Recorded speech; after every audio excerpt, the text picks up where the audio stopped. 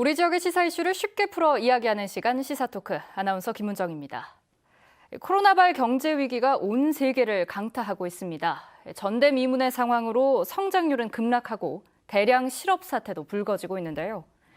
특히 벼랑 끝에 내몰린 자영업자들을 위해 정부가 다양한 방안들을 고민하고는 있지만 힘겨운 시기를 보내는 이들에게 따스한 봄 소식은 아직 멀게만 느껴집니다. 또 최근 우리 사회는 양천 아동학대 사건으로 큰 충격에 빠졌죠. 한 소중한 생명이 한창 사랑받고 자라야 할 시기에 어른들도 감당하기 힘든 고통을 당하다 세상을 떠났습니다. 사실 이런 안타깝고 비통한 상황은 어제 오늘의 일이 아니죠. 이와 관련해서 최영호 변호사님과 먼저 이야기 나눠보겠습니다. 안녕하세요. 예, 안녕하세요. 좋은 소식으로 말문을 열어야 할 텐데 마음이 사실 참 아픕니다. 정인이 사건이라고 많이 알려졌죠. 양천 아동학대 사건. 그동안에도 여러 아동학대 사건들이 있긴 했지만 이번 사건은 가히 역대급이라고 할 만큼 심각했습니다. 방송 보도가 나왔고 뭐 시사 프로그램, 뭐 탐사 프로그램에서 나오면서 이제 특히 입양과 관련해서 아이의 전후 모습 등이 나오니까 되게 시각적인 충격이 좀 컸던 것 같아요. 네. 그리고 저는 이제 개인적으로 딱 그 또래의 아이를 지금 키우고 있는데 관련 뉴스를 좀 못 보겠어요. 왜냐하면 좀 아이가 막 그렇게 아픈 모습이 연상이 되니까 좀 못 보겠고 안 찾아보게 되고 사실은 좀 멀리 했던 뉴스입니다. 네, 이 프로그램을 통해서 이 피해 아동의 신상이 구체적으로 공개가 됐고 또 피해 사실이 어떻는지도 우리가 다 확인을 할 수 있었는데 많은 이들이 함께 분노하고 눈물을 흘렸습니다. 이런 사건이 발생할 때마다 정부와 관련 기관들은 재발 방지를 약속하는데요. 그럼에도 가장 기본적인 사항들조차 여전히 지켜지지 않고 있는 것 같습니다. 먼저 관련 영상으로 함께 만나보시죠.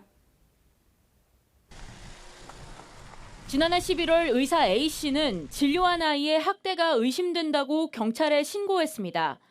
경찰은 학대는 아닌 걸로 결론냈지만 A씨는 아이의 보호자에게 거친 항의를 받았습니다. 경찰관이 조사 과정에서 A씨의 신원을 짐작할 수 있는 말을 한 겁니다. A씨는 앞으로도 당연히 신고는 하겠지만 이젠 두렵다고 말합니다. 아동학대를 받은 정황이 보이면 신고를 하겠지만 그렇다고 해서 안심이 돼서 신고를 하기는 어려울 것 같아요. 경찰은 고의가 없는 실수라고 밝혔지만 중대한 사안인 만큼 해당 경찰관의 징계 여부를 판단하기로 했습니다. 이 사안이 워낙 중대하고 국민적 관심과 우려가 큰 만큼 전북청 시민감찰위원회에 회부하여 문제는 신고자 노출이 심심찮게 일어난다는 점입니다. 역시 아동학대 신고 의무자인 어린이집 교사는 폭언에 시달리는 아이들의 실태를 신고했다가 신원이 드러나 곤혹을 겪었습니다. 연합회장한테 전화를 걸어서 이렇게 이런 사건이 있으니까 중재를 좀 해달라 이렇게 했대요. 그러면서 제가 다 노출이 돼버린 거예요. 학대 행위자 대부분은 부모 등 아동을 직접 돌보는 사람이라 학대는 쉽게 드러나기 힘듭니다. 전문가들은 모두가 안심하고 신고할 수 있는 제도가 필요하다고 말합니다.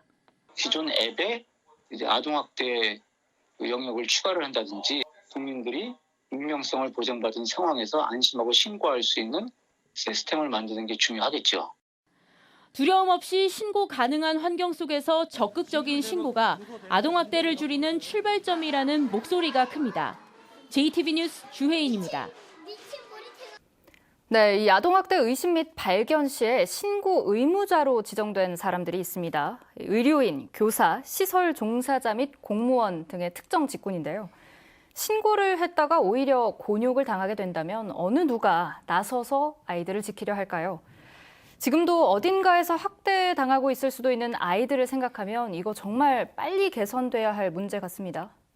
아동학대 범죄라는 게 사실 이제 말 못하는 아이거나 말을 하더라도 양육자에게 벌어지는 일들이 주로 나타나는 거거든요. 그래서 이게 그 주위에 있는 사람들이 신고하지 않으면 밝혀질 수가 없는 사건이에요. 아동학대 사건은요. 그래서 아동학대 아동학대 범죄 처벌 등에 관한 특례법이라고 만들어서 아동학대 아까 말씀하셨듯이 신고 의무자를 만들어요. 그래서 이분들은 신고를 안 하면 뭐 행정처분을 받도록 돼 있어요.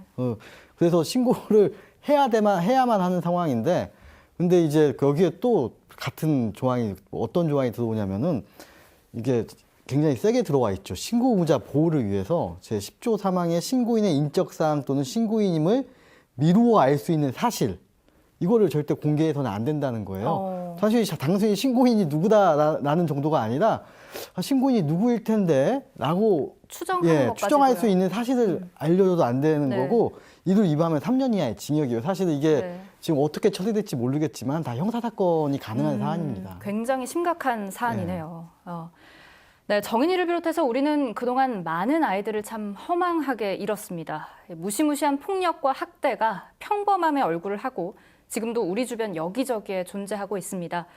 앞으로 더 이상 이런 비극적인 일이 일어나지 않도록 모두가 보호자라는 마음으로 함께 우리 아이들을 지키는 그런 사회가 되길 바라봅니다.